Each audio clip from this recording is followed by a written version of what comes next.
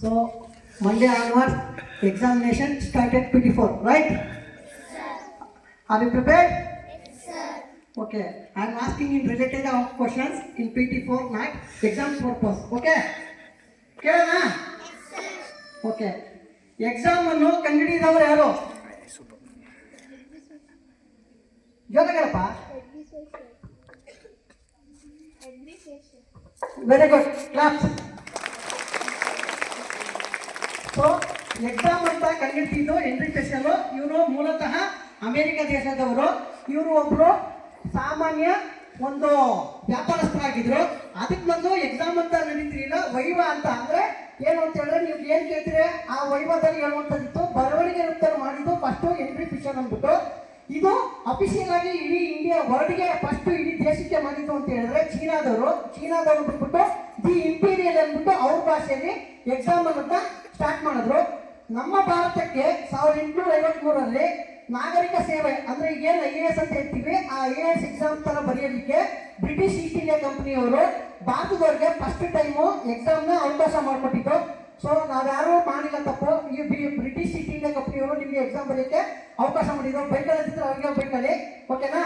So ನಿಮ್ಗೆ ಇನ್ನೊಂದು question ಕೇಳ್ತೀನಿ. ನಿಮ್ಗೆ 1 ಮಾರ್ಕ್ಸ್ ಸುಲಭನಾ, ಲಾಂಗ್ ಕ್ವಶನ್ ಸುಲಭನಾ, MCQ ಸುಲಭನಾ? MCQ ಸುಲಭನಾ, ಲಾಂಗ್ ಕ್ವಶನ್ ಸುಲಭನಾ? ಓಕೆ. ಸೊ ಅದಕ್ಕೊಂದು ಎಕ್ಸಾಂಪಲ್ ಕೊಟ್ಟು ಕೇಳಿ. ಸೊ MCQ ಮತ್ತೆ long question answer fill in the blanks ಯಾವ್ದು ಸುಲಭ ಅಂತ ಹೇಳೋದಾದ್ರೆ, ನಿಮ್ಗೆ ಫಸ್ಟ್ ಏನ್ ಮಾಡಿದ್ರು ಇವ್ರು ಹೆನ್ರಿ ಫಿಶರ್ ಅವರು ಎಕ್ಸಾಮ್ ಕಂಡಿಡಿದ ಮೇಲೆ ಅದಕ್ಕೆ ಕ್ವಶನ್ ಆನ್ಸರ್ ಟೈಪ್ ಅಂತ ಕೇಳಿದ್ರು. ಕ್ವಶನ್ ಆನ್ಸರ್ ಈಸಿ ಆಗಿತ್ತು. ಅದಾದ್ಮೇಲೆ ತಿರ್ಗಾ ಯಾಕೋ ಚಿಕ್ಕ ಬರೀತಾರೆ, ಸ್ವಲ್ಪ ದೊಡ್ಡ ಬರಲಿ ಅಂತ ಸರ್ 2 ಮಾರ್ಕ್ಸ್ ಕ್ವಶನ್ ಮಾಡಿದ್ರು, 3 ಮಾರ್ಕ್ಸ್ ಮಾಡಿದ್ರು, 5 ಮಾರ್ಕ್ಸ್ ಮಾಡಿದ್ರು. ಇದ್ರಲ್ಲ ಬುದ್ಧಿವಂತರಾದ್ರು ಅಂತ ಏನ್ ಮಾಡಿದ್ರು, ಫಿಲ್ ಇನ್ ದ ಬ್ಲಾಂಕ್ಸ್ ಅಂತ ಮಾಡಿದ್ರು. ಫಿಲ್ ಇನ್ ದ ಬ್ಲಾಂಕ್ಸ್ ಅಂತ ಮಾಡ್ಬಿಟ್ಟು ಏನ್ ಮಾಡಿದ್ರು, ಮಧ್ಯದಲ್ಲಿ ಡ್ಯಾಶ್ ಇಲ್ಲ ಲಾಸ್ಟ್ ಡ್ಯಾಶ್ ಹಾಕಿದ್ರು. ಅದಕ್ಕೆ ಕರೆಕ್ಟ್ ಎಕ್ಸಾಕ್ಟ್ ಆನ್ಸರ್ ಬರೀಲಿ ಅಂತ ಮಾಡಿದ್ರು. ಅದಕ್ಕೂ ಸಹ ಬುದ್ಧಿವಂತರಾಗೋಕೆ ಶುರು ಮಾಡಿದ್ರು ಎಲ್ಲ ವಿದ್ಯಾರ್ಥಿಗಳು.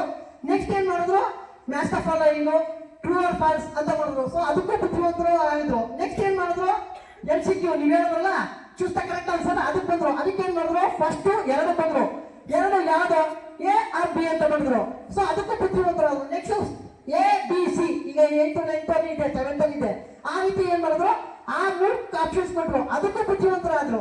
ನೆಕ್ಸ್ಟ್ ಏನ್ ಮಾಡಿದ್ರು, 4 ಆಪ್ಷನ್ಸ್ ಬಂತು. 4 ಆಪ್ಷನ್ಸ್ ಅಲ್ಲಿ ಏನಾಯ್ತು, ಕನ್ಫ್ಯೂಷನ್ ಮಾಡ್ಲಿಕ್ಕೋಸ್ಕರ 4 ಆಯ್ತು. ಈಗ ಅದರಲ್ಲೂ ಬುದ್ಧಿವಂತರ ಆಗ್ಬಿಟ್ಟವ್ರೆ. IAS ಎಕ್ಸಾಮ್ ಬರೀಲಿಕ್ಕೆ 5 ಆಪ್ಷನ್ಸ್, 5ರಲ್ಲಿ ಎಲ್ಲ ರಿಲೇಟೆಡ್.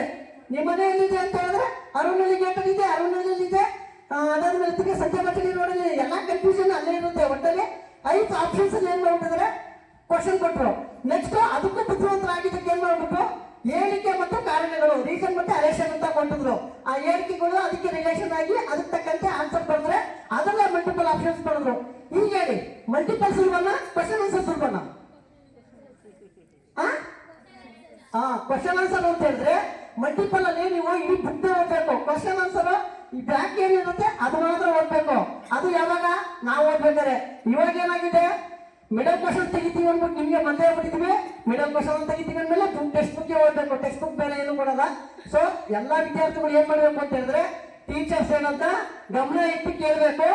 ಇಲ್ಲ ಅಂತ ಹೇಳಿದ್ರೆ ಮನೇಲಿ ಕ್ಲೀನ್ ಆಗಿ ಟೆಕ್ಸ್ಟ್ ಬುಕ್ ಓದಿದ್ರೆ ನಿಮ್ಗೆ ಯಾವ ಮಿಡಲ್ ಕ್ವಶನ್ ಅನ್ನು ಕೊಡ್ಲಿ, ಬ್ಯಾಂಕ್ ಕ್ವಶನ್ಸ್ ಅವರು ಕೊಡ್ಲಿ, ಇಲ್ಲ ಸಡನ್ ಆಗಿ ಏನ್ ಕ್ವಶನ್ ಕೇಳಿದ್ರು ಪಟ್ಟಿ ಹೇಳುವಂತ ಒಂದು ನಾಲೆಡ್ಜ್ ಬರುತ್ತೆ. ಅರ್ಥ ಆಯ್ತಾ? ಮಾಡ್ತೀರಾ ಎಲ್ಲರೂ? Thank you.